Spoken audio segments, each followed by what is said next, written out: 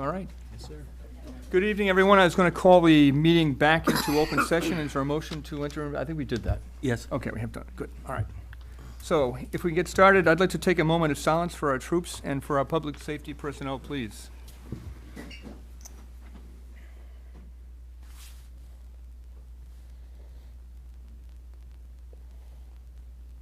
Thank you all. I pledge allegiance to the flag of the United States of America and to the republic for which it stands, one nation, under God, indivisible, with liberty and justice for all. Yeah, thank you. I'd like to note that this meeting this evening is being televised and recorded. If there's anyone in the audience recording or videotaping at this time, I would like them to acknowledge so. Thank you, Mr. Roush from the Enterprise. Mr. Chairman, Ms. Ellis will be doing the meeting minutes from the DVD. All righty. Public comments, Mr. Mulvey? There was indeed, Mr. Chairman. Excellent. Thank you, Jim. Okay. Should I pass it down the other end to let them see too? Okay. Ron, good evening. Steve, Welcome. thank you. Good to be here. Name and village for the record, if you wouldn't mind. Yes, I'm Ronald Matheson from 7 Wolf Road. And I'm here tonight, again, to talk about the wind farm that we have being built in Plymouth. And my position is that we're devaluating a substantial portion of our town. The homes on the south side of Buttermilk Bay that are staring right at this, my home being one of them, certainly when this project is finished, will lose substantial value. There's a number of other neighborhoods in town that certainly is going to get hit a whole lot harder than mine. Nevertheless, we're concerned about the revenue in this town. We're talking about 2.5 overrides, and here we are letting a portion of town get devalued, which is obviously going to take an awful lot of money out of the town coffers. The next thing I want to talk about is our inaction in addressing the windmills. When we were here a few weeks ago, I rose to talk about it. Since then, they've been working day and night. They've put up 2, half their project is virtually done, working on a 3, working on a 3rd, and what have we done? From what I can see, absolutely nothing. You authorized the Board of Health to hire Attorney Troy. He went in and basically waved his white flag and said, if I pursue this may not be a direct quote, I'm sorry, if I pursue this, I'm going to lose. I don't think we need a person representing us that has the losing attitude. So my next comment here is, I think, and Mr. Troy has also stated that he will not address a jury, not comfortable working with juries. So my recommendation here is, the money's the same. We should go out and hire an aggressive attorney who understands what the problem is, attacks it immediately, because by the time we get off our backsides here, there'll be nothing left to do. Maybe we can stop them from spinning, possibly. Boy, to take one of those things down is going to be a huge project. We've got to act on this, and we've got to act on it immediately. We can't wait another 2, 3, 4 weeks. Thank you for hearing me. Thank you, Ron, very much. Mary Jane Mastrolangelo.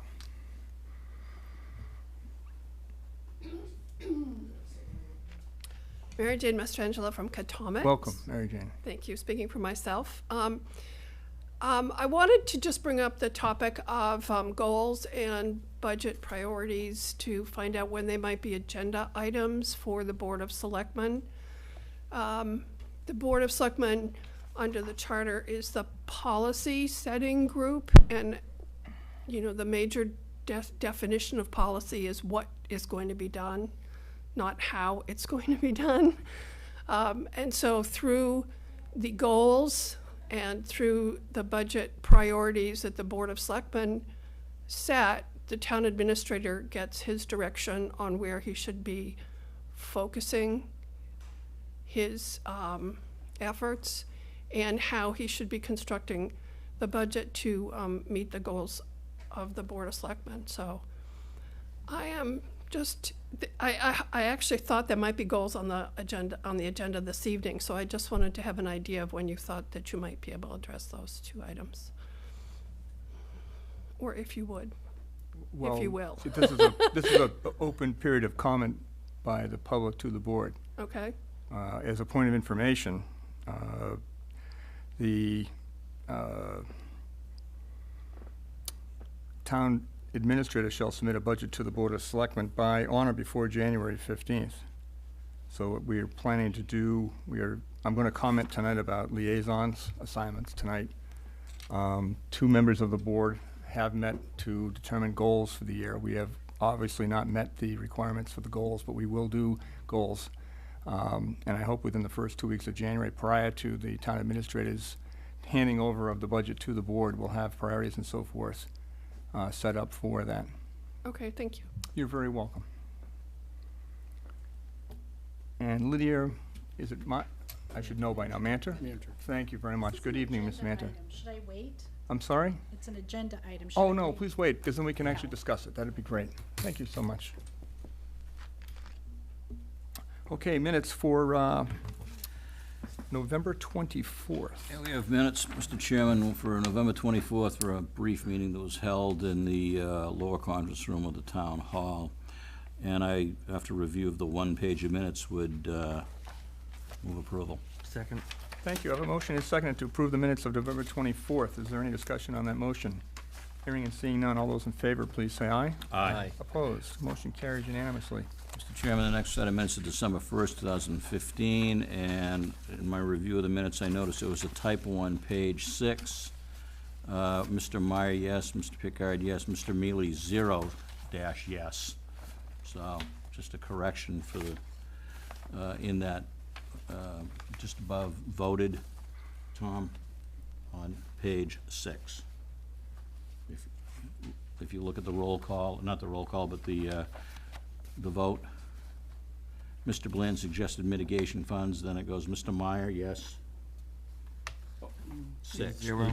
See the 6. capital O. Okay, I got it. Okay? Yep. And so I'd move approval with the, that correction of that typo on page 6. Any other comments or corrections? If not, is there a second for approval with that correction? So noted. Just a point of clarification. If you go back to the November 24th minutes, if you look at vote to sign a permanent bond, it says SOL, there's no D on it.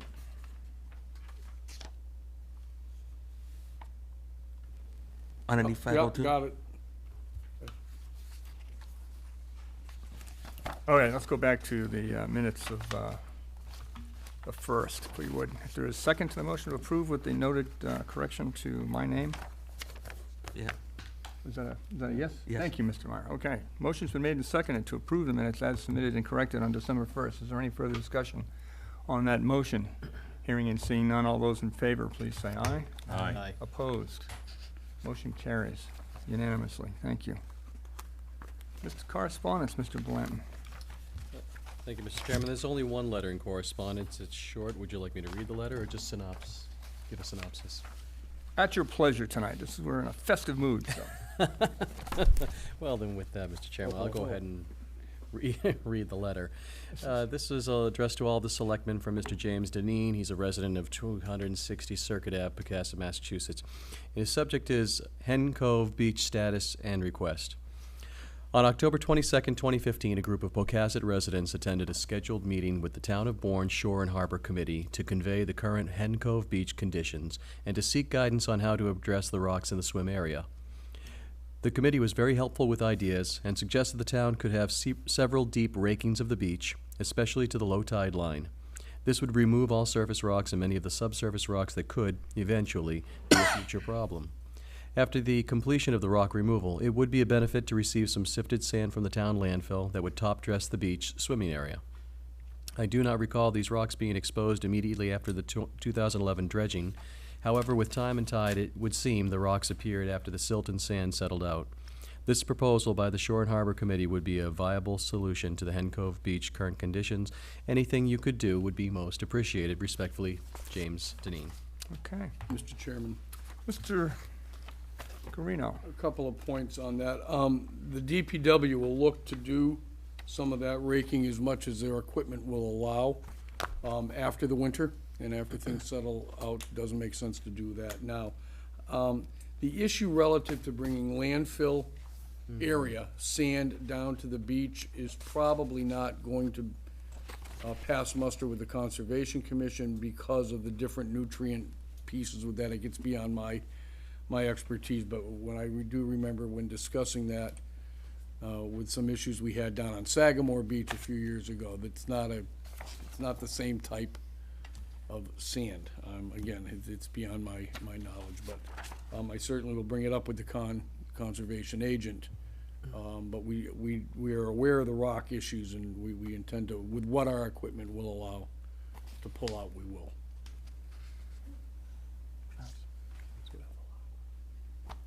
Okay. Any other questions or comments? All right, Jane. I'm curious about whether the removal of the rocks is a subject for conservation to They both consider would be, also. but I'm really interested in we've raked their beaches before. with deep breaking. Yeah, that's I interesting. don't know how deep, but we certainly go down to where the low tide mark is. I think depth Yeah. into the sand as opposed to how far down the Right. beach. Yeah. Right, and I'm interested in that. Some kind of clam. We could have a clam bake after. Okay.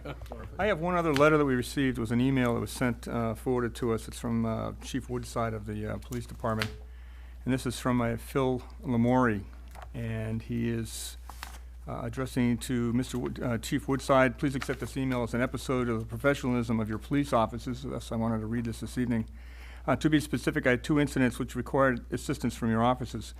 On 11/28/15, I was involved in an accident where I was sideswiped by another vehicle by the Mass Maritime Academy.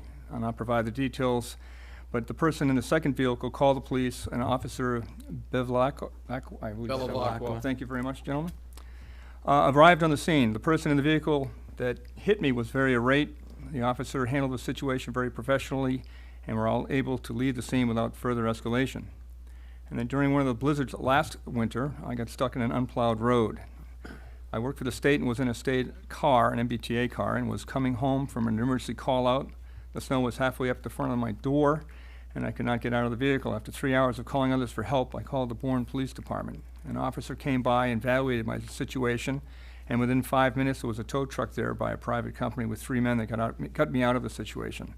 I did not get that officer's name, but did call the station to express my gratitude. I just wanted to send this note to you to express, as you probably already know, that you have an excellent team of officers, and if you can ever do anything to show my gratitude, like volunteer for charity drive, et cetera, please let me know. So kudos to the men and women of the police department. Okay. We have this evening a presentation. This is item 7 on the agenda by the Compassionate Care Clinic. And I would open it up to you at the floor to address the board, and then we'll entertain any questions or discussion. And welcome. Good evening. My name is Michelle Stormo. I'm the Executive Director for Compassionate Care Clinics. This is Holly Carroll. Good evening. She's my Director of Patient Care for Compassionate Care Clinics. And then I have David Aubrey, Dr. David Aubrey here, and he's my COO, CFO, acting for the company out of good faith. So again, my name is Michelle Stormo. I'm the Executive Director of Brighton Health Advocates Incorporated, doing business as Compassionate Care Clinics. I incorporated this nonprofit organization in 2013 in response to the Massachusetts law allowing marijuana for medical use in Massachusetts. I will give you a brief history of my professional experience, the background of the company, and what brings me here tonight.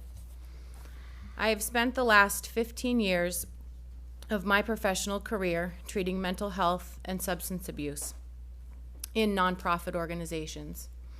I worked as a family addiction counselor at a prominent addiction treatment center and saw one example after another of how prescription for pain management led to opiate abuse and drug addiction.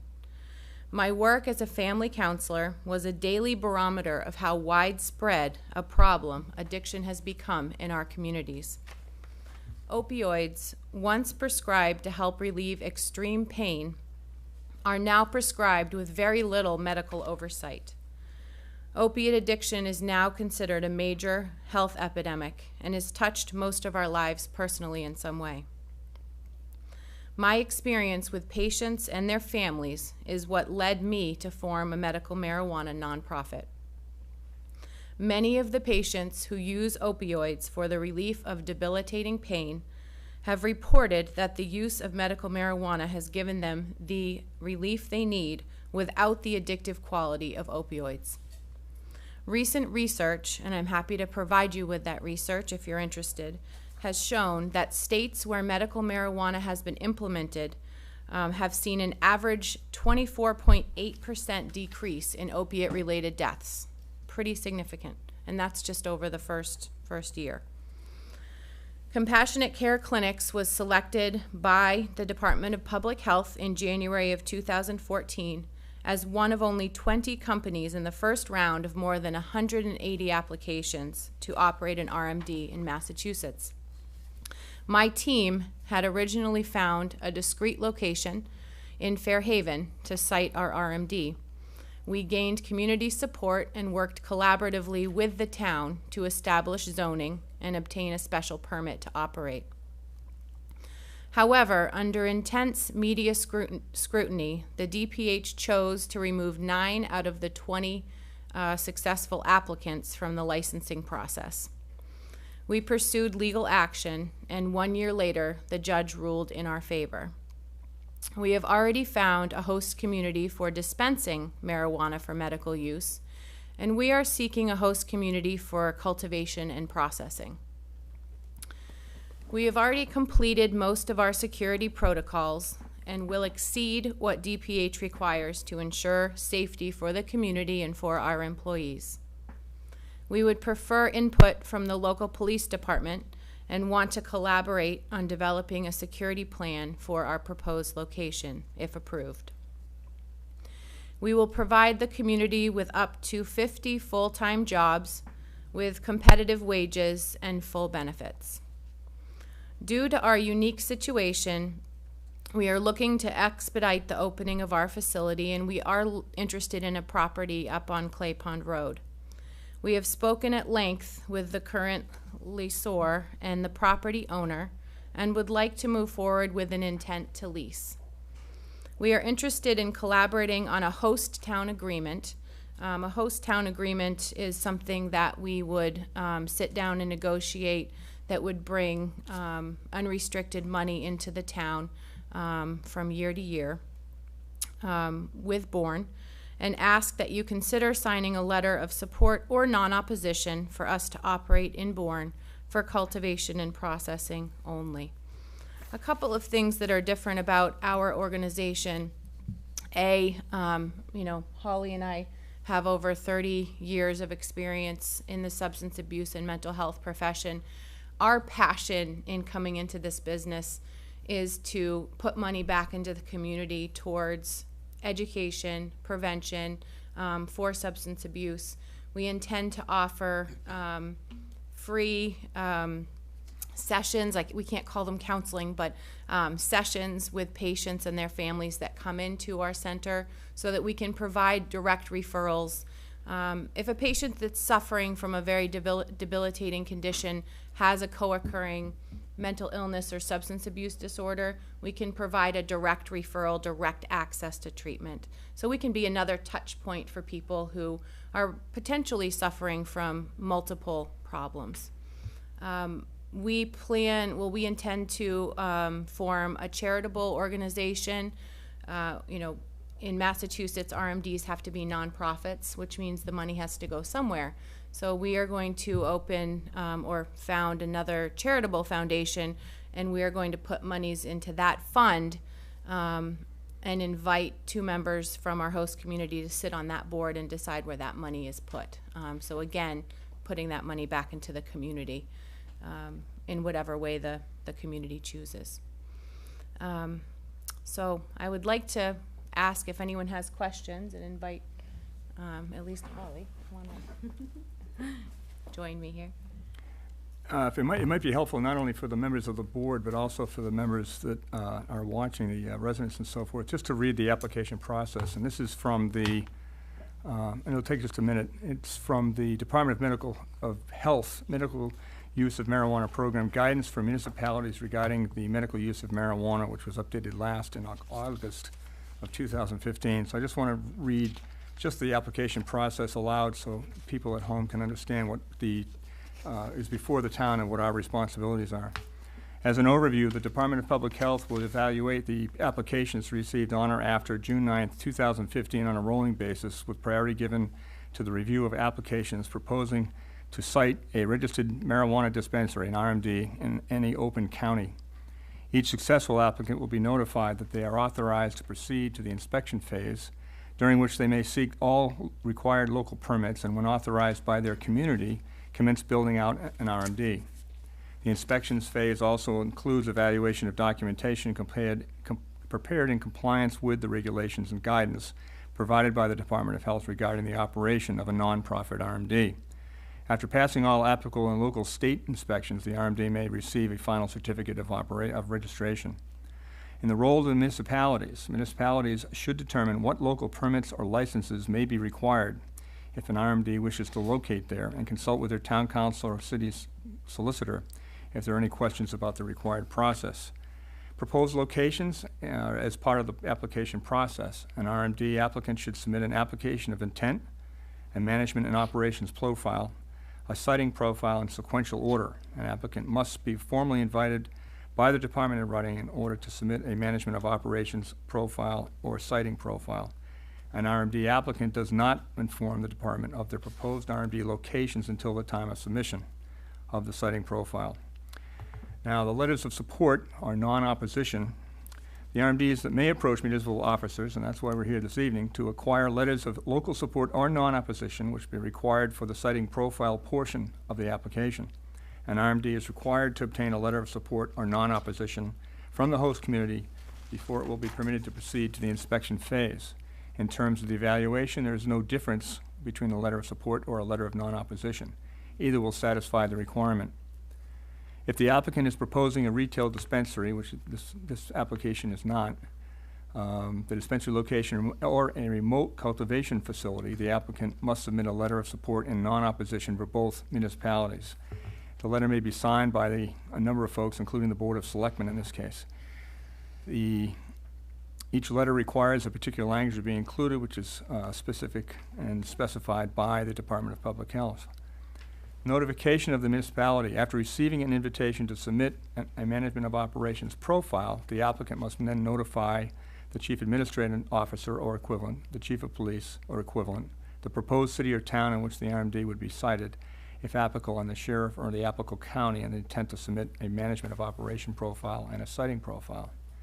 And then prior to opening, before an RMD can open, it must comply with all local rules, regulations, and ordinances, bylaws, as in addition to applicable state laws. So this evening, the applicant is before us asking for either a letter of support or a letter of opposition. Thank you. So that's where we are this evening. And I would open it up to the board for questions. Mr. Chairman. Mr. Ellis. Good evening. I remind the board that in reading this document, Mr. Mealy has informed us as to the law of the Commonwealth, and not all of us agree with the law of the Commonwealth on this issue. And I would bring to your attention, all of us, all five of us, that it says here, under the RMD application process, it says it may seek the required special permits. That doesn't say anything, it's may. Small word, real big meaning. I have a question, young lady, for you. Is this product that you intend to grow, is that FDA approved? Under federal law, marijuana is still not legal. You state that under federal law, marijuana is still not legal. Correct.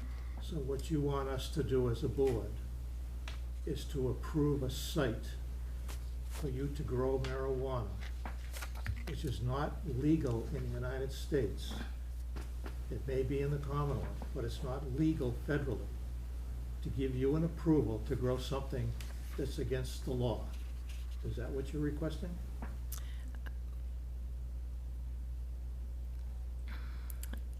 I am asking for non-opposition or support from your board to open a cultivation and processing for the medical use of marijuana. Many people don't even smoke it anymore. It's applied in a salve, it's applied in a lip balm, it's applied with oils.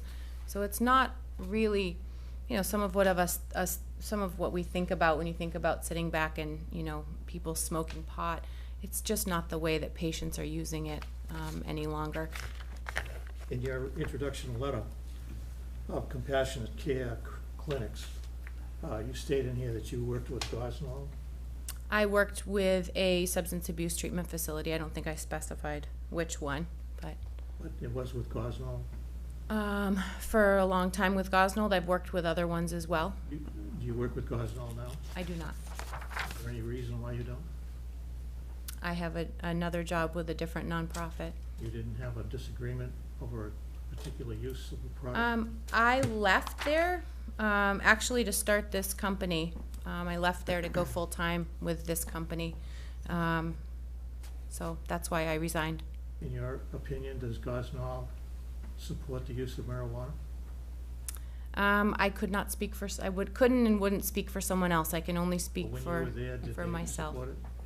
I can only speak for myself. I would let Gosnold speak for what they, For the record, I don't think Gosnell does support it. mhm. There is evidence, it's just not clear, that for virtually every condition for which medical marijuana is touted, there is a medication with an established track record. Is that correct? Again, I'm not a doctor either. I'm just asking you from what I read. Like, for instance, muscle spasticity from MS can be cured with baclofen. You know. Did he want to talk? I'm asking you questions. it's just my father giving me a, reminding me that I could give the example of my friend in California whose daughter was on probably about 10 medications for seizures. She was unable to attend school. She was gaining weight. She was having really bad side effects from these FDA-approved medications for seizures. She's currently maintained on about 2 drops of CBD oils, which again is extracted from the cannabis plant with very low levels, very low psychoactive properties. So high cannabinoids, low THC gives, you know, a lot of therapeutic effect. So, you know, the patients that I've talked to in my 3 years in attempting to open a registered marijuana facility, it's pretty amazing how much people can benefit, especially from some of the, you know, smokeless options. I've seen patients with psoriasis that's absolutely inflamed and up their arm, and they're applying this salve that has 0 psychoactive effect. And within days, you know, they're less itchy and their psoriasis is improved. So there are definitely people who can benefit from us creating a quality product. We're planning on offering a whole range of really high CBD, low THC options, which is, again, more for what someone who's truly sick is going to go for, rather than the psychoactive effect, of really high THC cannabis. So, again, that's what I've seen in my travels, and I've spent my career helping families who are in need. I'm shifting a little bit and helping families who have loved ones who are potentially have a fatal illness like addiction. I'm also shifting a little bit and treating people who are coming in, able to provide them medicine, but also provide them, if they do have a co-occurring addiction disorder, be able to provide them a direct access to treatment. In your opinion, is marijuana addictive? In my opinion, in some of the uses that I just spoke about, the type of use I'm talking about, it is not physically addictive. Absolutely not. When you grow this product, and you ship it from A to B, is it just done in a van that it's taken there, or is it secured? There's very strict protocols. If you go to DPH, or I can always, email you some information, their protocols are very specific. What you should do, if you want to email something, do it to the chairman. Okay, not to you, okay. The protocols require 2 people, in a van with a lockbox, signing off, radio contact the whole time. We did meet with Chief Woodside and, kind of spoke with him about what we would be doing, and our transportation procedures would be fully in place. But DPH has pretty strict guidelines about every aspect of security. Any idea why Fairhaven failed? Oh, absolutely. And I recommended that some people from the board reach out to Fairhaven officials. We have an excellent relationship with them still to this day. But we signed off, because we didn't know if our lawsuit would be successful or not. We signed off on another company going into Fairhaven, because they wanted an RMD. So we signed off on another company coming in and taking our place in our facility. So we would have gone back to Fairhaven, definitely, but that wasn't an option to go back there. Did you have much resident opposition when you did this? Obviously there were people here and there. We open ourselves up to, can email, I like direct conversation. So if somebody from the town had a question or wanted to talk to me, they just could email me. We went and spoke with the senior center, the housing authorities, probably 4 or 5 different housing authorities in the Fairhaven area. So I feel like we kind of got out there and introduced ourselves before people came at us with too many issues. So we certainly dealt with people that had questions and weren't pleased, and I welcome that communication, not an issue. I think the most important thing is to be as crystal clear as you can be with all of the citizens, because we represent every village in the town. Absolutely. And emails can be wonderful and direct, but they're from A to B. If you do something like that, I would appreciate it through the chair that it be made public so that everybody understands what's going on. So we are in agreement that marijuana is illegal in the United States. Under federal law, yes. Thank you. Just for now, Mr. Chairman. Thank you, Mr. Ellis. Other questions, gentlemen? Mr. Blanton? Thank you, Mr. Chairman. Thank you very much for coming before us tonight and with another interesting proposal. You're aware this is the second medical marijuana-related proposal we've received in town to date. Yes. Questions that I had for those applicants, I'd ask for you as well. Colleague to my left, It's Jerry. But I give you the respect you do, sir. Thank you very much. Touched on to security concerns, not only security with regard to transportation of product. I'd like to find out what kind of security protocols would be in place around said facility. We talked at length with the previous applicant about their security protocols, so I'd like to hear about that. Also, the financial accounting piece. because of the concern with regard to the federally illegal status of marijuana as a controlled substance. A number of the banks in the Colorado area were dealing with cash-only operations because federally insured banks would not involve themselves in handling their monies. Be Yeah. curious to find out how you're addressing that, or how you're taking care of that. And then lastly, with regard to economic development, one of my focuses, I see you've included several different jobs here, up to potentially 50 jobs. Yeah, you know, it's a Any- ramp-up process, so most dispensaries are looking at, you know, ramping up to 20 or 30 in the first year. And then if we were to, you know, it's up to 50 is kind of what I've estimated. Do you have any idea what kind of jobs? So give any examples of what these jobs might be. What would they look like for? And would there be any local hiring preference or anything along that line? Oh, absolutely. So let me address your questions, if you don't mind, just in order. Not at all. The first issue was security, and I'm sure we're going to have a similar answer to what the other facility gave you, because it's required by DPH that we have, you know, many cameras on site.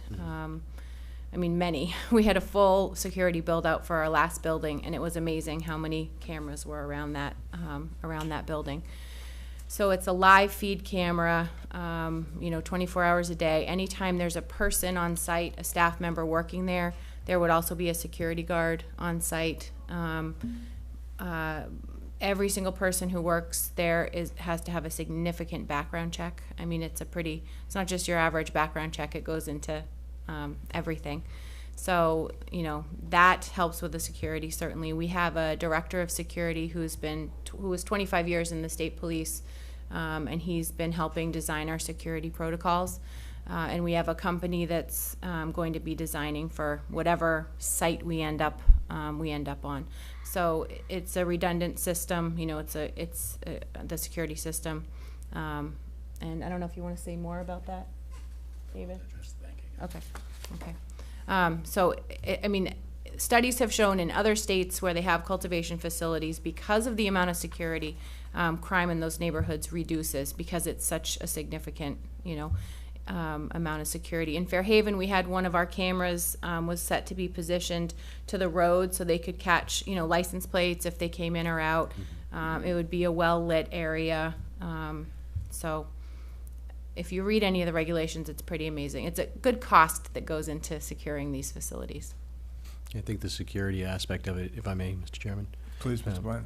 The security aspect of it is, I think, even more crucial in this particular location you're discussing, because there is a large housing facility right adjacent to the property. You're also talking about a very well-established neighborhood and in close proximity as well.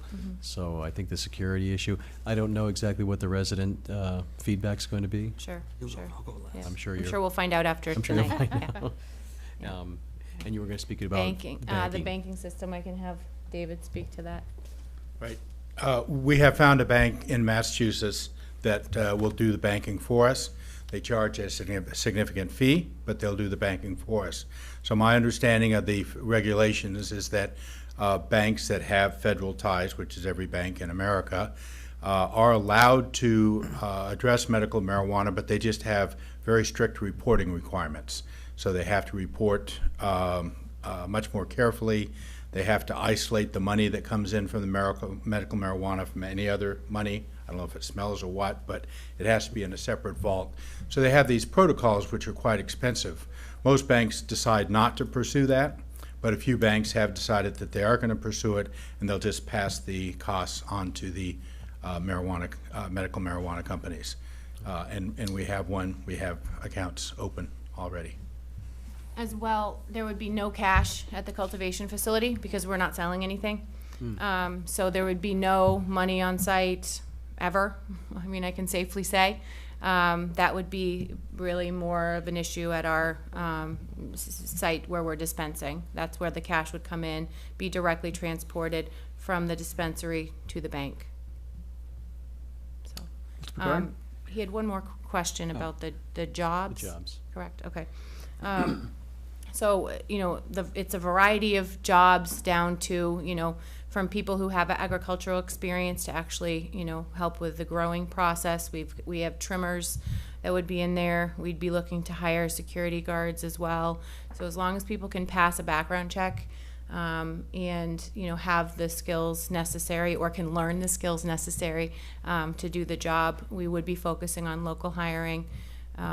We already have a potential kind of grow manager position who's from the local area.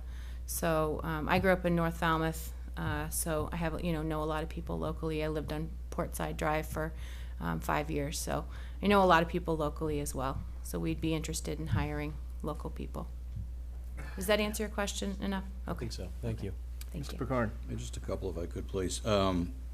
Just for the public, you said Clay Pond Road. Mr. Blanton mentioned a housing property near you. Can you tell us the location? Is it the vacant shopping mall? Well, vacant other than the fact that Luke's Liquors and Evans Pizza and so, is that the facility? It is, yes. Okay. Yes. You said you're gonna be cultivating and processing only, and you'll be dispensing somewhere else, and you've got an agreement with another community to do the dispensing. Correct. And where is that? Wareham. Wareham. You have a A letter and a lease, yes. letter and a lease, a letter of non-opposition or Support.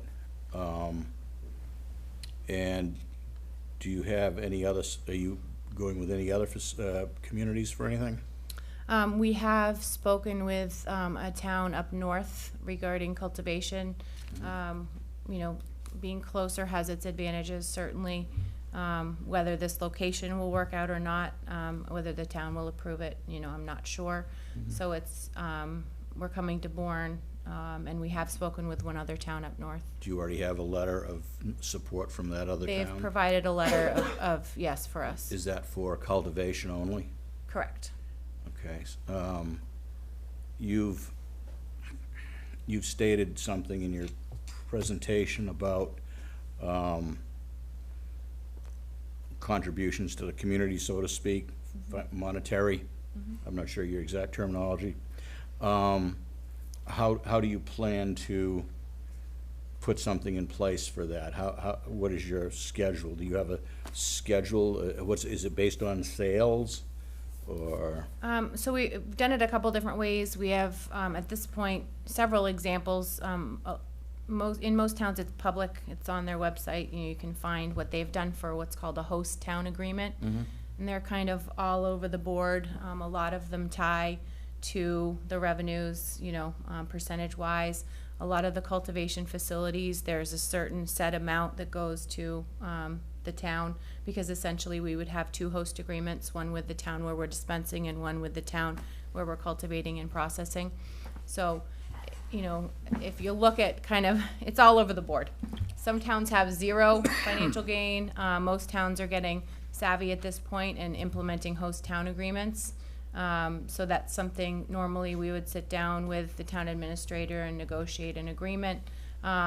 We have, in addition to the host agreement, I alluded to it, we would like to set up our charitable foundation. We will be setting it up, and hope that people from our host towns will sit on that board and decide where that money will go. It's just another way to put, money back into the local community. And Holly and I, having our history with mental health and substance abuse, will also be, investing in the community in that way with prevention and education. We'd like to bring some of the things that are working in other parts of the state in terms of addiction prevention and education, and kind of, bring them to other towns, because if something's working, why not use it across the board? Have you entered into any host community agreement for any monetary Yes, amount? we have host community agreements with the town in which we're dispensing in Wareham, and we've also come to terms on one with the town up north that we've spoken with as Who is well. that? Holliston. Holliston. And they're the one that would be more closely associated with what you would anticipate the town of Bourne would be probably getting, because they're a cultivation facility only, and there are no sales, I would presume. Correct. And again, they're even all over the board for the cultivation piece. So it Okay. would be a matter of talking about, what it is that Bourne's needs are. Yeah, you have, the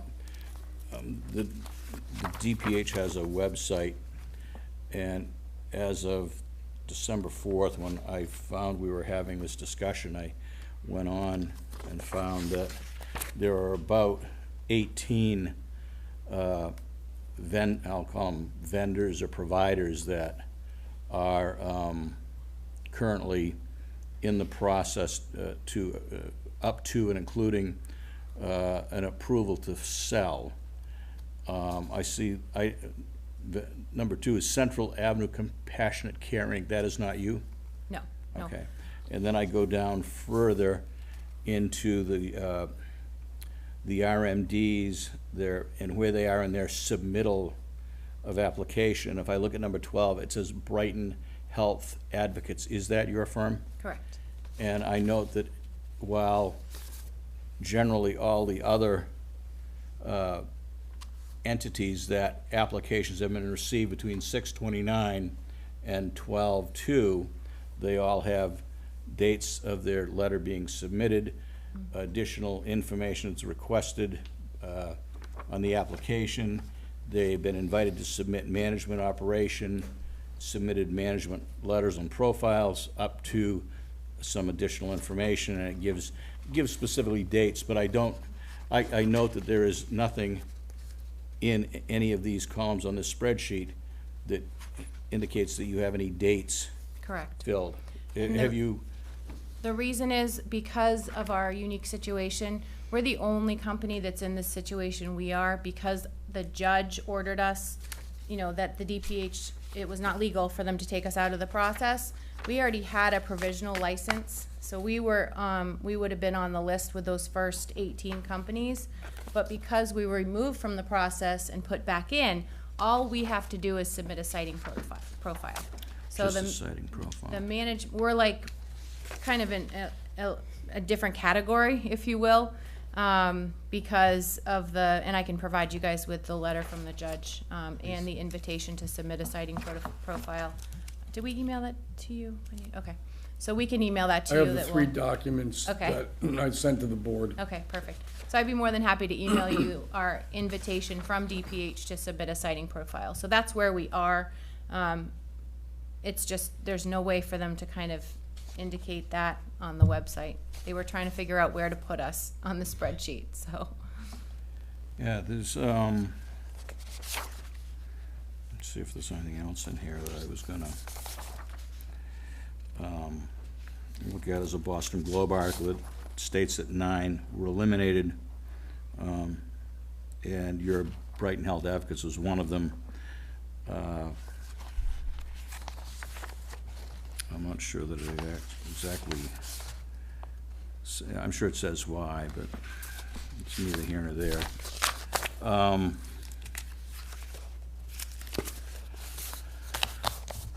I don't think I have anything further at this point, Mr. Chairman. Thank you very much. Thank you, Mr. Picard. Mr. Meyer? What made you come to Bourne when you're gonna be doing business where Wareham's already approved you for a dispensary, and they got property all over the place and empty buildings up there? What made you come to Bourne? Well, it turns out that Wareham has, they chose to zone medical marijuana to a certain area, and they zoned medical marijuana to the institutional district right over by the hospital. Yeah.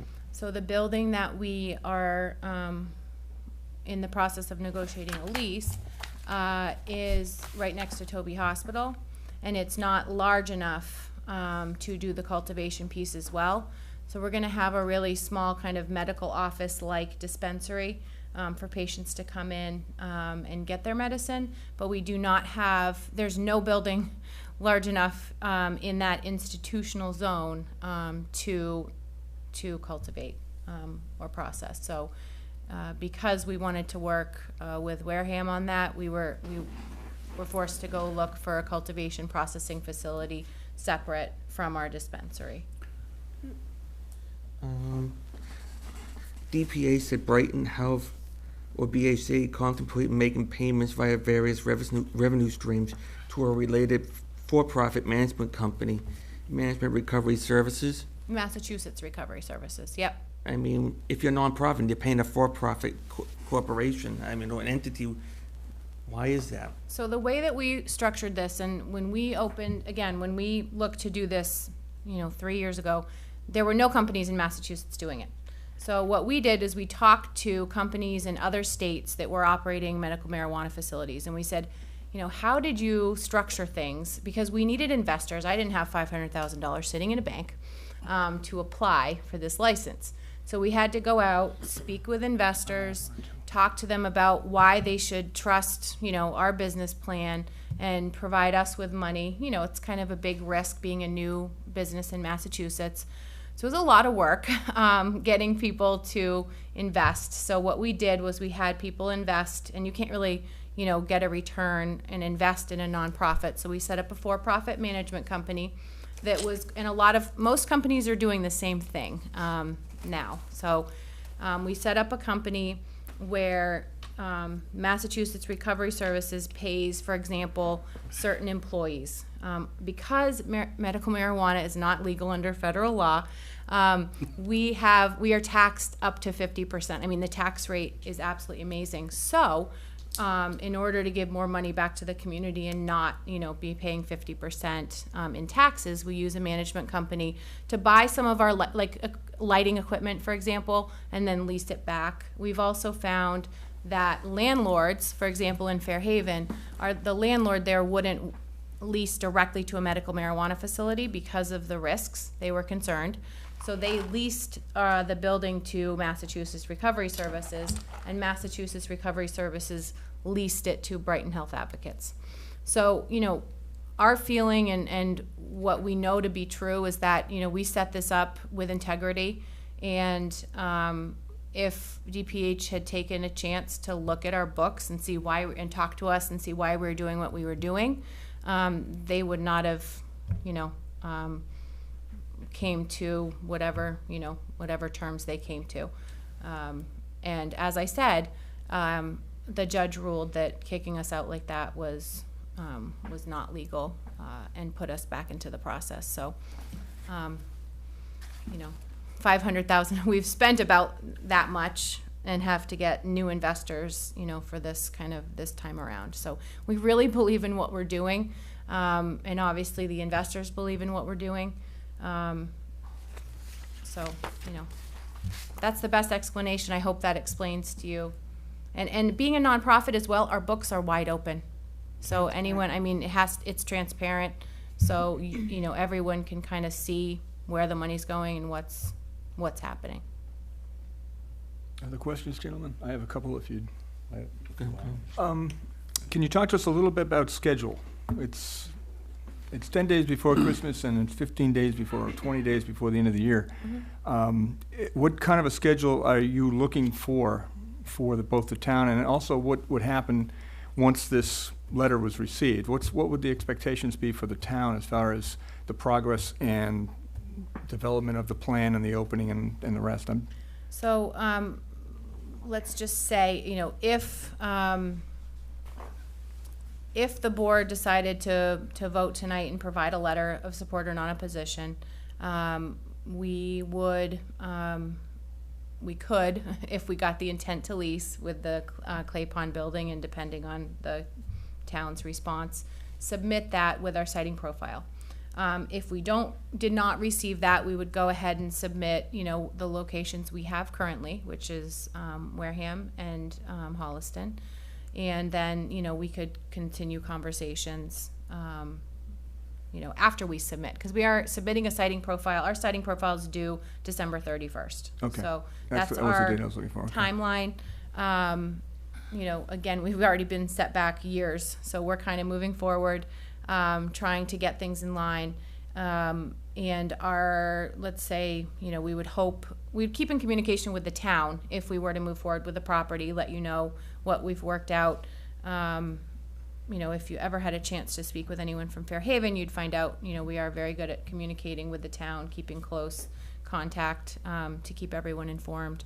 So we would, obviously, in working with the state towards opening, as soon as our inspections were done and we received our provisional license, we would build out the facility and look to start operations. Any idea what the time frame is from the time you submit? I'm just trying to get an idea in my head of understanding what you're dealing with. We just haven't even had people bid the building out yet. Okay.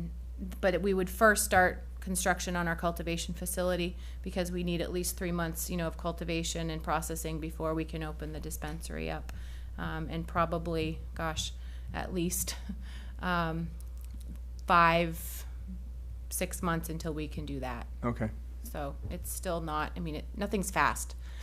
So. Thank you. Other questions, Mr. Picard? Just a question. Trying to refresh my memory. Was there, I believe, refresh my memory, was there any reason that any one of these 9 entities were eliminated from the process because of a potential conflict between members of the organizations and the DPH commissioner? There were some eliminated for that, yes. Were you one of them? We were not one of them, no. Okay. And that would be Ms. Bartlett, I believe. There's a, Was the previous commissioner, and yeah. where did was she from, she's from Cape, I believe. She's got some sort of function down here. Yeah. Yeah, I think she's the Yeah. head of Cape Cod Behavioral Health, or she's Yeah. working on the Cape. Okay, yeah. Mr. Chairman, I have a motion, whenever you're ready. Any other questions? If I might, are there any questions from members of the audience this evening? Mr. Mulvey? I don't know how this got over there, but Oh, just for clarification, if I might, through the chair, first question would be, is there any connection or proposed connection between the previous applicant and this applicant? And the second question, for clarification. Just so the people at home know that the applicants indicated that there is no relationship with the prior RMD, which received a letter supporting from the town to open a dispensary in a nearby area No, on the- MacArthur Boulevard. Yeah. Previous applicant, as I remember it, was what I'd call a full service. They were both going to grow, process, and sale service at Right. Dispense only. It was One only, site. only I'm- dispense, I believe, Mr. Mulvey. only dispense, not Correct. No cultivation no or process. cultivation, all right? Yep. So they were looking only for a permit to cultivate, No, just to dispense. Dispense, or to just dispense, Just not dispense. cultivate. none, that's correct. All right, they were restricted to that application and That's to correct. merely dispense. This applicant, clarification, you're looking for support from the town now for growth, for cultivation And processing is what they and call it. processing. But your application and then is not for distribution or sale in this town? Correct. Okay, all right. And the site you're considering is the same site that the other? No, it's actually the, Separate site? it's actually the old Grand Union So on you Clay Pond are Road. proposing in this town only for cultivation? And the other applicant is for the distribution or sales? Got it. Thank you. Thank you, Mr. Mulvey. Can I just? Sure. Mr. Picard? I just, because there is the mechanism by which an applicant can do both. All three. They have to do all Right. three. right. Right, well, what I mean is at the same Underway. location. I'm not sure what our, what the, but there's like a change in the application or something. Like I an guess. amendment of use or Yeah, I some sort. believe so, and I'm not sure who's got that. But in any case, that was my question. But yeah, go ahead. Question, Mr. Mulvey? Yes, and I believe you touched on this. Once these applications are before you, by law, is there a timetable within which you must move on these, or is it open-ended? I don't believe that we're under a timetable as a municipality, whether we wish to act or not act. I didn't see that in the regulations that I've read so far to date. Have you seen anything, Tom? No. Have you ladies seen anything? I haven't seen timetables for the negotiation of a town community agreement or host community agreement, so. Okay. Yeah, we're under DPH's timetable. Mr. Ellis? Before Don makes a motion, I have a mundane question. To prevent dumpster divers from going into. I was going to ask that question. How do you deal with that? We are actually not allowed to even have a dumpster on the property. It's actually illegal, so almost everything in the plant is actually used in some way, whether it's in extracts or processed. Any waste that we actually have, which is very minimal, we'd probably take up to, what town is it? Rochester, where they have a facility where they, so that's all in our protocols too, where they safely dispose of it. So dumpsters are not even allowed on the property. I was curious myself. They're gonna burn it up the chimney. Anaerobic, Anaerobic instead of burning, digestion. we could do the anaerobic digestion at the landfill. Well, there's other, yeah, that's actually a possibility. You have a local landfill right down the street. Yeah, well, we're, Let's not go there this yeah, evening. Let's stay off the But landfill. it does get the wheels turning.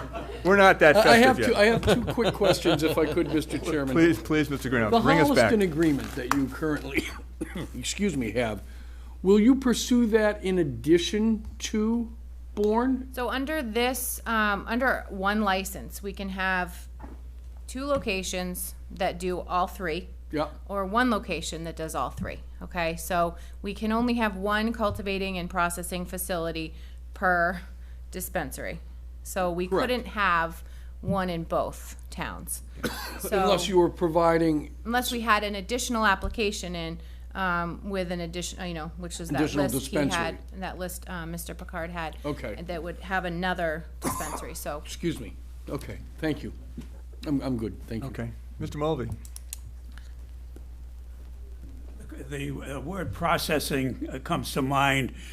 That would be the growth of the plant and the budding and so on and so forth. Does it also get into the production of oils or edibles? So the word processing suppose it could also be manufacturing. That's what DPH uses, the word processing. So cultivating is the actual growth of the plant, and then processing is actually turning it into whatever, either edibles, oils, salves, balms, all of that type of stuff is the processing component. Brownies? Who said that? I said that. And we're actually, again, under Massachusetts law, not allowed to, we won't be having anything that's candies, child-friendly, bright colors, nothing like that. It's very, we're gonna be offering lock boxes, because like medications, you have to keep it safe from pets, children, all of that. So, we're kind of thinking through all those different options for safety. One of the components that we want to highlight is educating the families and the patients especially around safety. That's my role in particular. I come from a background in education and then as well follow up with the substance abuse and mental health. So important to us. And the average age of a patient in Massachusetts, for the facilities that have opened, is about 43. The average age, and they've been only open for, 6 months at this point. The average age for patients in Maine who have been going for about 4 years is 54. So it's not like you have, 20-year-olds lining up on the street. This is people who are, the patients that are using it are, maybe have never used it before, or it's been a long time. So, in educating them, we're talking to them about proper dosing. We're talking to them about, how to do this storage properly, how to store it, how to use it. So, it's a lot that goes into this process. If the Commonwealth should approve recreational use of marijuana, will that be different?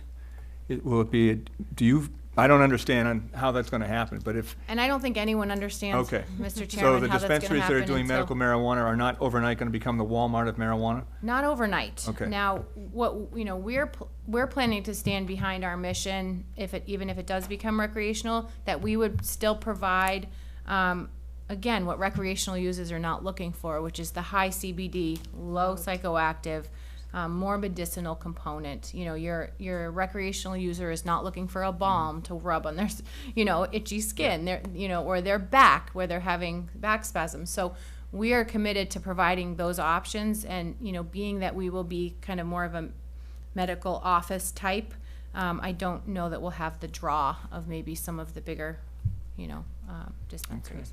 Other questions, gentlemen? So you're saying is this more of a synthetic product? No, this is not, Organic. it's not the synthetic product, yeah. Anyone else? Any questions from the audience? Seeing none. Mr. Chairman, Mr. Picard? based upon a couple of factors, your timeline coming into the holidays, and there was a concern about the close proximity to an apartment complex, and I'd like to see the, I'd like to have the town administrator receive the copies of the letters from the other communities, and perhaps any agreements. I'd propose making I would move to table this till our first meeting in February. February? And to give the public a chance to weigh in. We have already approved one facility. I think it might be beneficial to take some public comment if anybody's interested as well. Second. Okay, I have motion made and seconded. Let me see if I can give us a date, time certain, so I can help everyone with their calendars. Don't be texting now. I'm not gonna text. I see that either the 2nd or the 9th, the 9th being special town meeting. I would say that would be the 2nd. The 8th is a special town Town meeting. meeting. Oh, I'm sorry. Yeah, I'm so- looking, We so- generally would not meet the 9th in case town meeting goes into a second Right. night. yeah. Yeah. So it says February 2nd, gentlemen, is that? Motion's been made and seconded to table this discussion to allow additional input and collection of additional information until February 2nd. Is there any discussion on that motion? Hearing and seeing none. All those in favor, please say aye. Aye. All those opposed? Motion, was that a? Okay, unanimous vote. Thank you very much. Thank you very much. Now, Thank you. You have my information, I believe, about an email address and so forth, so you can certainly send any information that you feel would be helpful to the board, to either myself or to the town administrator, and it'll get dispensed. Sounds good. And if there's information that you want passed on to the public, we'll see how we can try to do that as well. Great. Just so long as it's just the information that- getting dispensed. That's correct. Yeah. Is that Cultivated. workable? I mean, it is what the board is, but I mean, Yeah, we will, go with the process. One thing that's kind of unfortunate is when we went through the process with Fairhaven, we had a much longer courting period with the town where we were able to get to know people, get to know us. So unfortunately, the timetable given to us by DPH, we were kind of under fire. So, we'll go through the process. Okay. Thank you. Okay, thank you so much. all very much for coming in tonight. Thanks. Okay, we are up to item 8 on tonight's agenda. Laura Kelly, who is the director of the Protect Our Cape Cod Aquifer. Let's see her here. Here this evening? no, I expected her. Mrs. Manta, would you like to come up, just to start us off, maybe? Is there a chance that Laura's outside of the meeting room? I believe she's in Dennis. She's in Dennis, okay. Yeah, All right. Well, why don't we, That's just a haunt. 'cause I think Okay. she should be here. why don't we go ahead and open the agenda item and leave it to see if the board would like to continue this at another evening to allow Laura to appear. I would suggest that. All right? Would you like to do this now, or would you like to come back when Laura's here and we have, To my, I would like to speak now on. I would give you the podium and the Thank floor. you. Thank you. I believe I'm gonna ask you at this time, I know that Laura has other requests on the table, and I did receive a message from her today, saying that she felt that she didn't actually need to be here for you to look at this request. And I have told her how I feel about this bill, and I'm gonna ask you not to endorse this bill by Senator Wolf. There are quite a few reasons for that. Let me just give a little background information for sure. both the audience. There's been a bill that's been filed by Senator Dan Wolf. It's Bill S-478 to the Massachusetts Department of Agricultural Resources to allow towns to stop herbicide spraying along town-owned and privately owned rights of way. So with that, I'd go ahead and turn it back over to you. Well, I have some numerous reasons, but the first one being especially the part about the private right, the ownership of these rights of ways. Some of these rights of ways are owned privately by residents. Some are owned by the town of Bourne.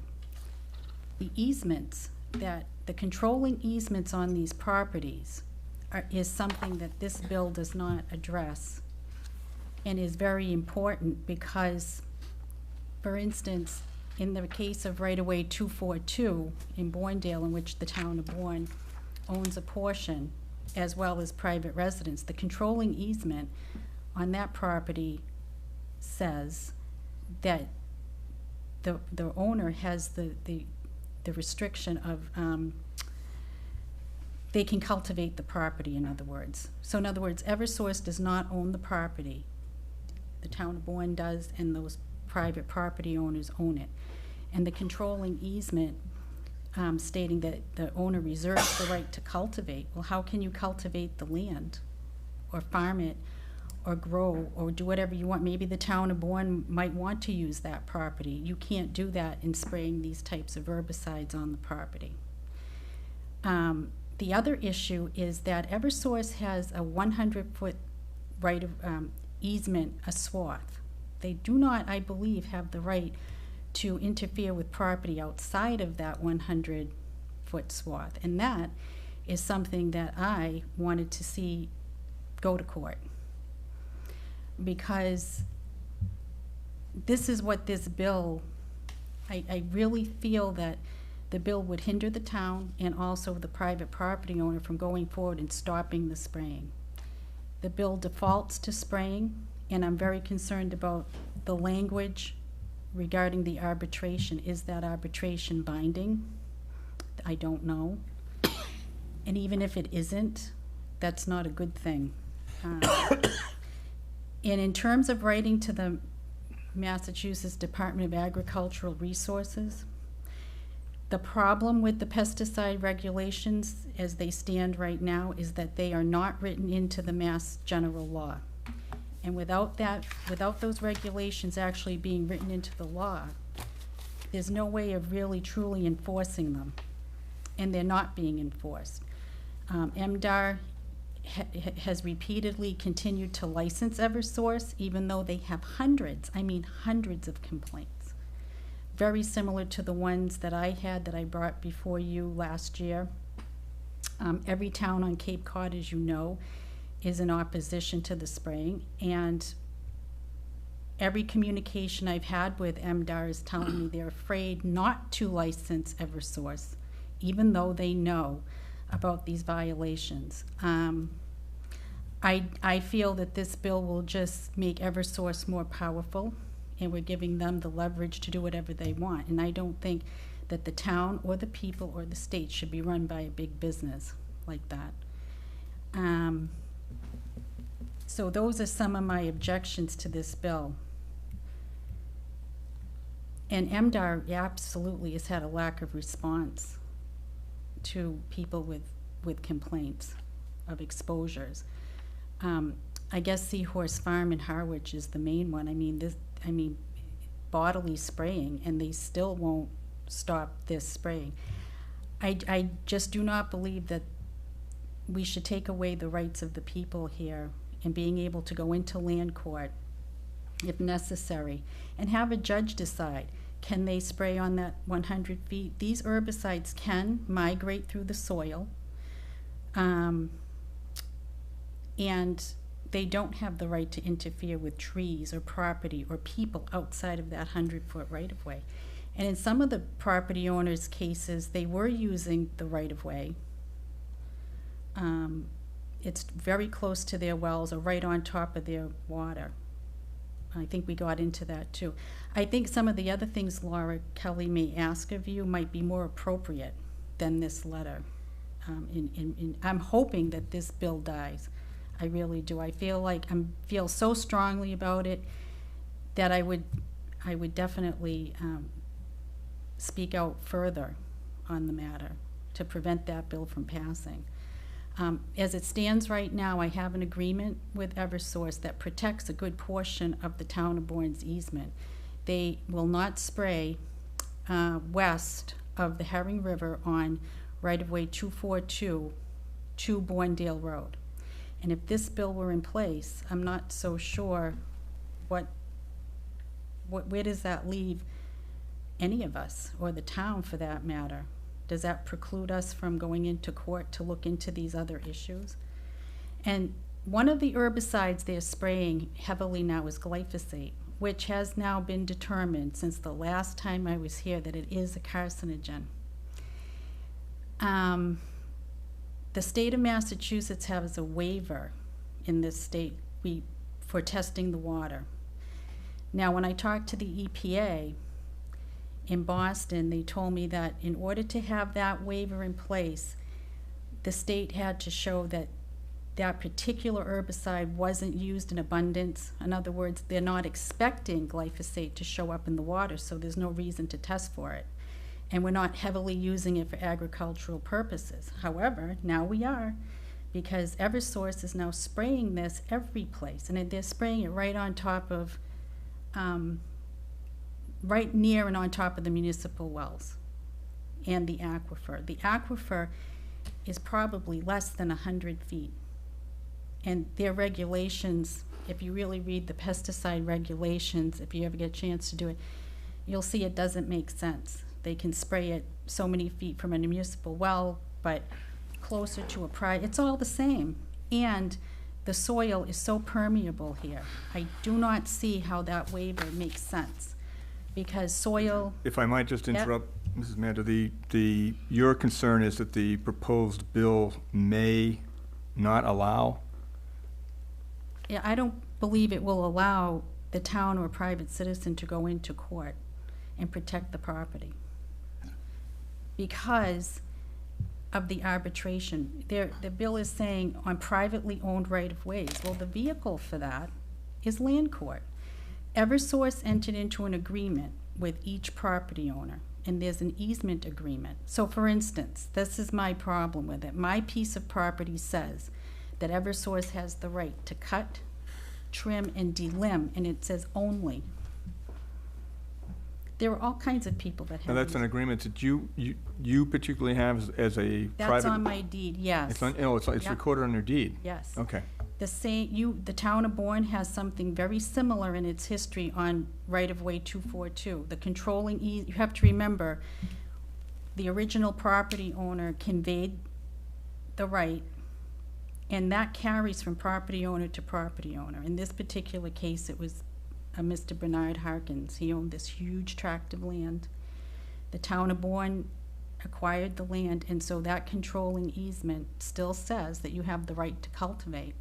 And so did Mr. and Mrs. Flynn and anyone else who owns property into the right-of-way. And so we were prepared to actually go into land court and ask the land court to determine, does Eversource have the right now to come in and spray herbicides on our private property, reserving the right to cultivate that land? That was one issue. And the other issue was when they're doing something that affects property outside of the easement, and you have to remember that this does. It is not confined to the 100 feet. So we thought it was a court-worthy expedition. Eversource didn't think so. They didn't want to do it. And they entered into that agreement not to spray that portion. Okay. So I'm just saying, I think this is, No, you you've see brought the up point. some excellent objections to the bill that I'll just open it up for questions to members of the board real quickly.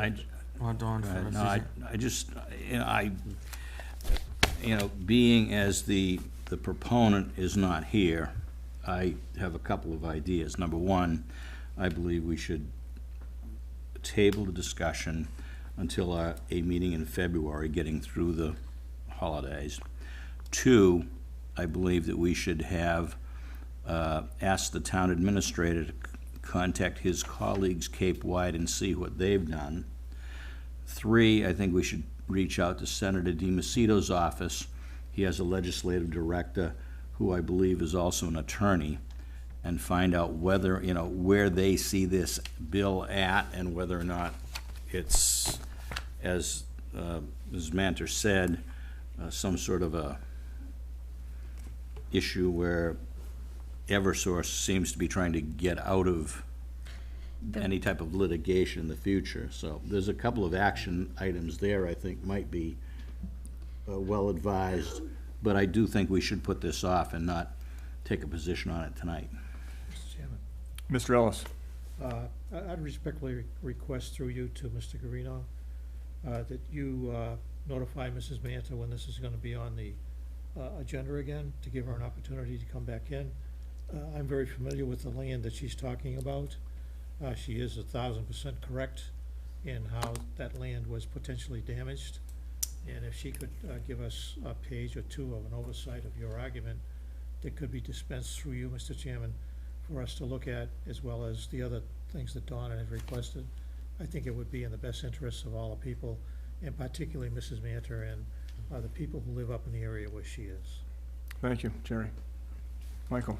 Thank you, Mr. Chairman. I wanted to ask Mrs. Manter, have you spoken with Senator Wolf or anyone from his staff with regard to your concerns about this question? Yes, and yes, what kind of yes. feedback are you getting?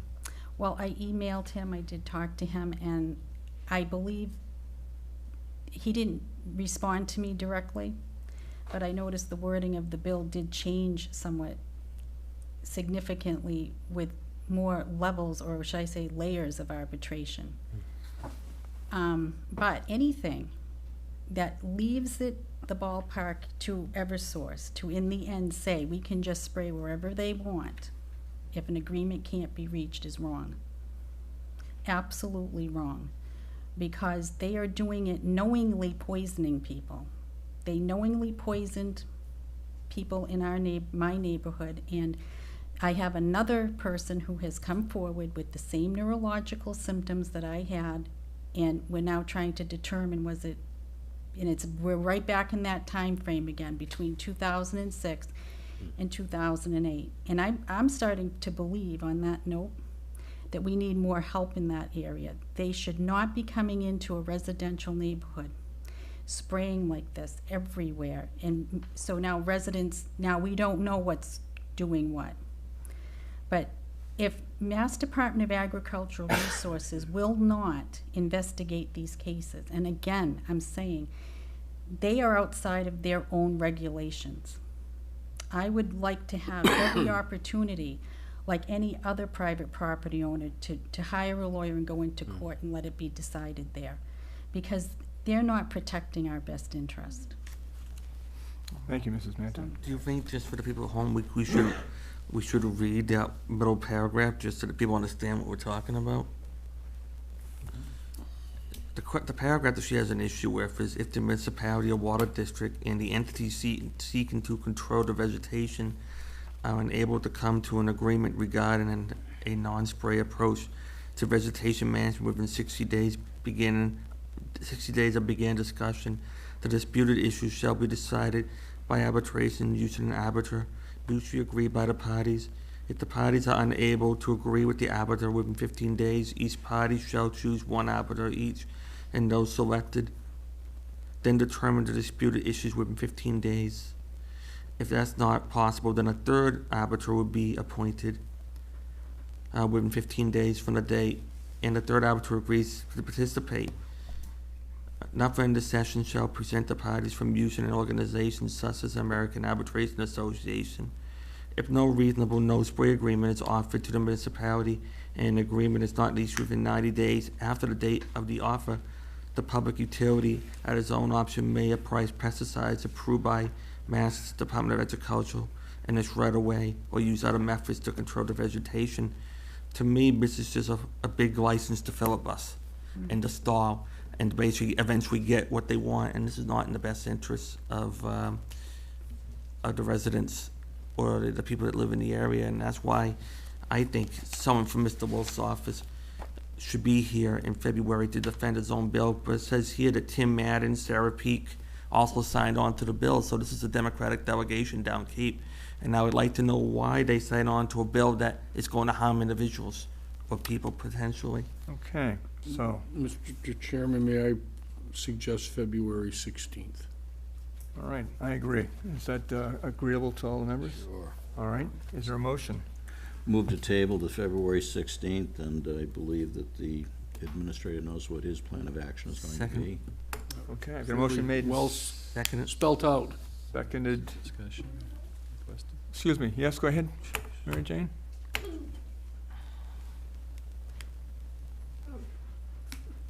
This is very interesting that after 90 days, they can go ahead and spray. I actually think that you should table it, but I think you should also communicate to Senator Wolf's office that you have serious concerns about, especially about this section. If anyone's going to go ahead, they should go ahead. They should be able to go ahead without spraying to maintain their property. You know, it should be defending the rights of the individual, not the rights of the corporation in that fallback position. And just that, I think it would be good to say we have serious concerns about the way this is written and invite you to come back on the 16th, so. Thank you, Mary She Jane. took the words right out of my mouth. Okay. Everybody know what we're gonna do? All right, got a motion made and seconded to table this until February 16th, Tuesday evening. We'll notify Mrs. Manter and also request some information back from Senator Wolf's office as well. Maybe we can help get some additional information or a presentation regarding the bill. On that motion, Of course, we'll also notify Ms. Kelly to yes. come back. Yeah, I've already have that on the. On that motion, all those in favor of tabling until the 16th, please say aye. Aye. All those opposed? Motion carries unanimously. Thank you very much, gentlemen. Thank you, Mrs. Manta, very much for coming in. Item 9 is a discussion relative to the use of wage monies within the Board of Selectmen's office for additional, for the continuation of administrative support. You want to walk us through this a bit, Sure, Tom? Mr. Chairman, and it's only because it's in your side of the budget that I come here tonight, and given the concerns that we've had with spending money and the board's concern thereof. We have an employee that is in the Board of Selectmen Town Administrator's Office, whose position was to be eliminated effective December 31st with the failure of the override to pass. In the past several weeks, we've been notified that another member of the staff will be out of the office pretty much all of February, probably all of March, and perhaps into April as well. The third party in the office is primarily tasked to do work on the sewer issues in the town, and that leaves me. And as much as I can do a lot, depending on who you ask, I love sewers. I cannot, she and I cannot maintain the office ourselves, and I'm asking, there's about $4,500 remaining in the $5,000 appropriation for wage money. And that would carry the part-time employee through just about through the end of March, and give us sufficient time for any delay in a person coming back. So I'm asking the board to authorize the use of their money, because it's in the selectmen's budget, not the town administrator's line, to keep this person on through the end of March at a minimum. Do you have line items in dollars, or do you have a dollar amount so we can? Well, it's about $1,433 a month, times 3 months, so it's $2,900. It's about $4,300, $4,200 overall. I just would like the authorization for the $4,500. If we Mr. Meyer? did, I'm sorry, That's if right. we didn't approve this authorization, would you be no other choice but to go to Finance Committee for a reserve fund transfer?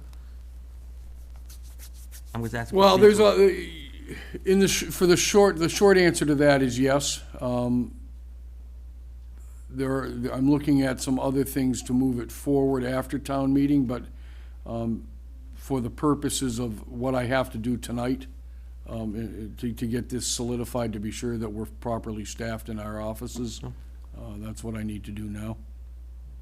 It's appropriated, it can be spent. I can spend it, but given that we've been in this particular framework with the override and so forth, I thought it appropriate to bring it to the selectmen. Questions, Mr. Blanton? Thank you, Mr. Chairman. Quickly, Tom, is the use of that monies in this particular area going to, is it going to negatively impact use in another area? No. Mr. Chairman, I'd make a motion, Mr. Ellis? a motion that we approve use of these monies as requested by Mr. Guarino. Second. Okay, just for the sake, I'm going to mention the $4,500 in that motion. Okay, I've got a motion that's been made and seconded to allow the town administrator to transfer from available wage monies $4,500 for the use of paying a part-time employee to extend into the months of February, March, and April, perhaps. We'll leave it at that. I've got a motion that's been made and seconded. Is there any further discussion on that motion? Hearing and seeing none. All those in favor, please say aye. Aye. All those opposed, motion carries unanimously. Thank you very much, I gentlemen. appreciate the board's movement do too. on that. Thank you. Having been in the office a little bit this last couple of months. Under Selectmen's business, there is a deadline for submitting private petition articles for the February 8th, 2016 special town meeting, and that is December 28th, 2015. That has both been reviewed and re-reviewed by my office and that of the office of the town clerk. Okay. Although it's not specifically on the agenda, I might just take a moment. I had sent out to everyone after the last meeting a discussion of liaisons. And as soon as I typed up the notes from the last meeting, I realized that some people don't have anything, and some people have a lot, and other people have a whole lot. That's for the town administrator. So, is there any adjustments that anyone would like to offer now that you've seen it in writing? Well, I had a discussion with the town administrator last Friday about this, and I feel that the DPW, the facilities, and the sewer can be reallocated to someone else. All right. So that, yeah. I'm sorry, what was the third one, Peter? DPW for Sewer sewer. facilities, okay, yep. So that would leave you with the recreation, community building, council on aging, and schools. Yeah, and Michael and I are gonna be working in a library together. So basically we'll have the human services, services. Excuse me, just a note. I see that it's still vacant here on your draft of 08, of December 8. I volunteered to do the capital planning page too, Okay, having served in that committee. anything else? Mr. Chairman, Mr. Ellis? I'll take the Department of Public Works. Thank you, Jerry. Can you combine sewer with that too, Don? If that's all right, Mr. Chairman? If you get in there with me. Absolutely. I love sewers. All right, well, don't touch that one. Facilities. That's part of it. It's part of facilities. Oh, I'm sorry. Because Jonathan, had Jonathan, I can do that if you want with the town administrator.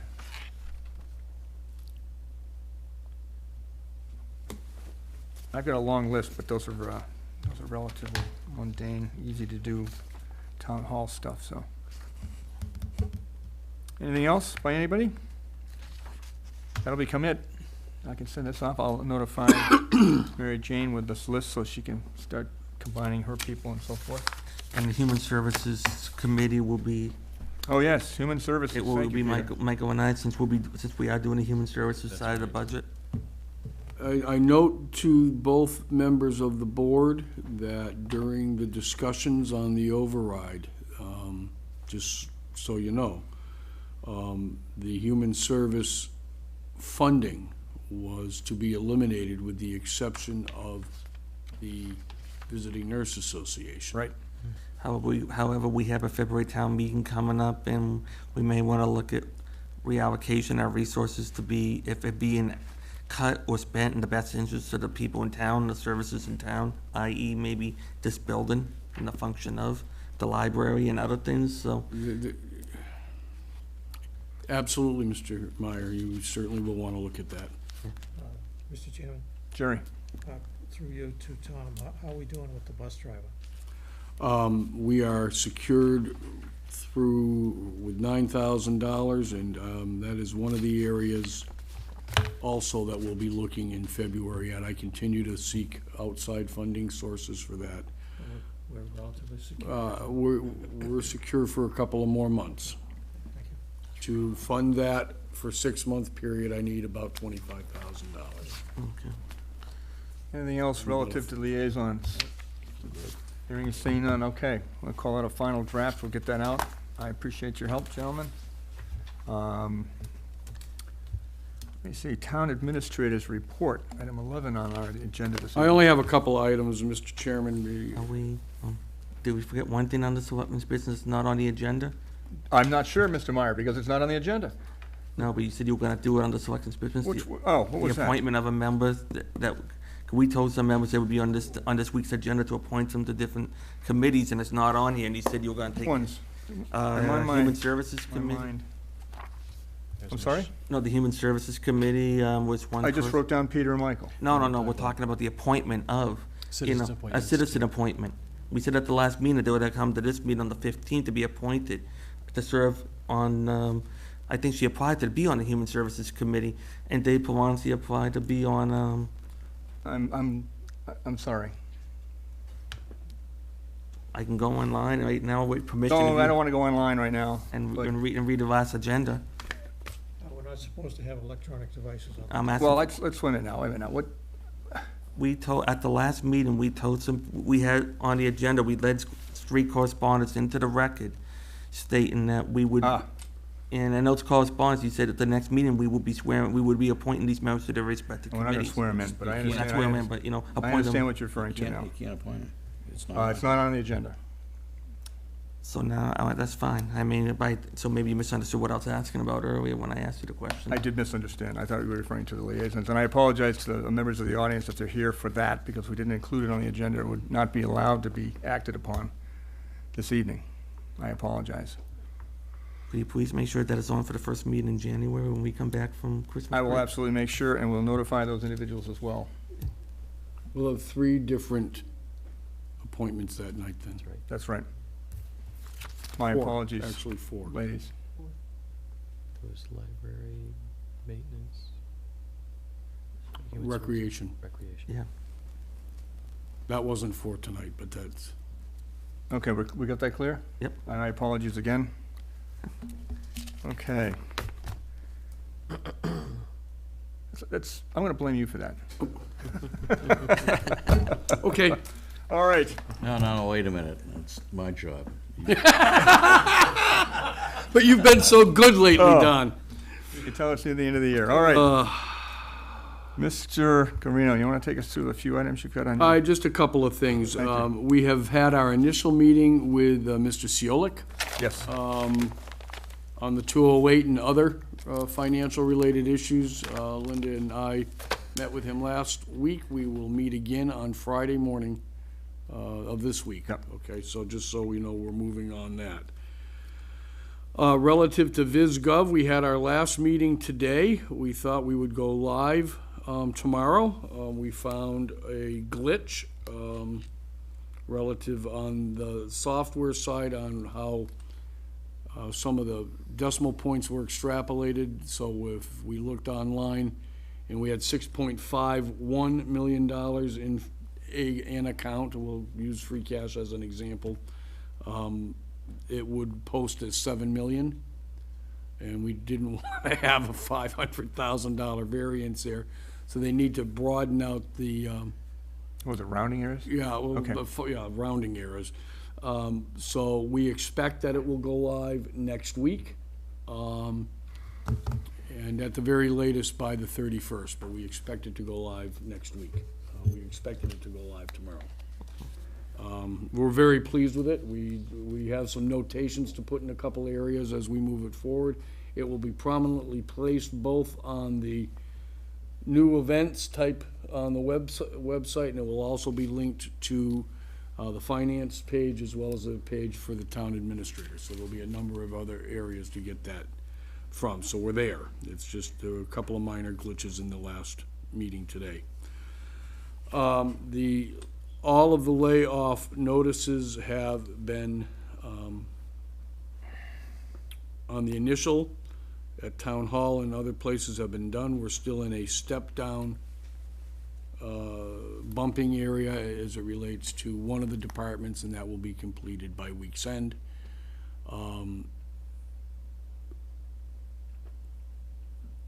Barring, there's a net 4 loss. Employees. Something could happen where it may be a net 2 at the end because of some positions that have opened up on where people have applied, but they have to be hired. And, Okay.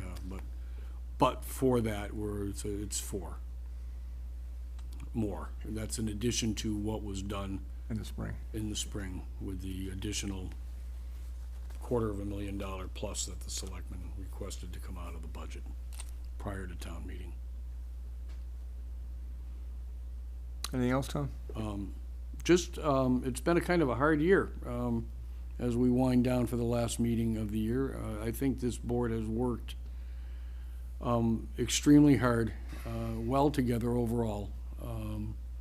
And I thank you for that, and I wish everyone in town and here, members of my board, a very Merry Christmas and Happy Holiday Season, and thank you for your support. Thank you, Tom. Thanks. Okay. Also with you. Members of the board, anything this evening? We got some emails earlier today back and forth on the Bourne and Sandwich reciprocity issue. That should be put to bed hopefully soon. I don't expect that the selectmen will have issue with what has been requested by Sandwich on that, which is, but I do, I brought it with me if you'd like. but I will need to have in January, I'm going to give Bud a go-ahead on that, but the Board of Selectmen would need to amend the beach regulations to allow resident rate beach stickers for the shellfish people from Sandwich.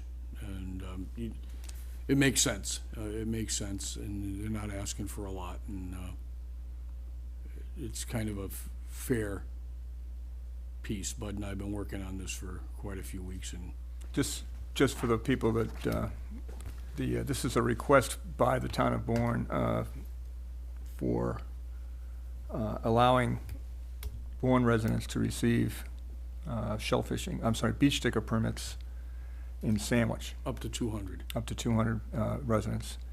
And now Sandwich has come back and said that they would like to do that, but they'd also like to have beach parking permits for the shellfishing permits which they already receive available to their residents. Those that receive the shellfish permits. Correct. Yeah. Right.